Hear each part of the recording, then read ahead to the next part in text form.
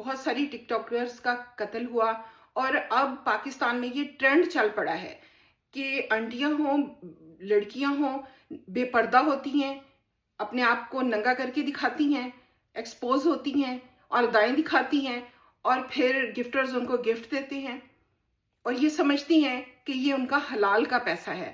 یہ سارے حرام کام کر کے یہ سمجھتی ہیں یہ پیسہ حلال ہے، یہ حرام کا پیسہ، اور اس کا نتیجہ بھی حرام کی صورت میں نکلے گا۔ توبہ استغفار کرنی چاہیے۔ یہ کام جو شروع کرے اس کے نتیجے میں لائنیں لگ جائیں گی، جن لڑکیوں کو قتل کیا جائے گا، اغوا کیا جائے گا۔ مرد ایسے پیسہ نہیں دیتا ہے۔ جب وہ عزت کا سودا کرتی ہیں، اپنی عزت کا، تو جب عزت کا سودا ہوتا ہے اس کی ریٹرن میں جب وہ مانگتے ہیں ان سے تو پھر یہ انکار کرتی ہیں، تو یہی کچھ ان کے ساتھ پھر ہوگا۔ بہتر ہے اپنے لیے اپنے ہاتھ سے حلال کا پیسہ کمائیں۔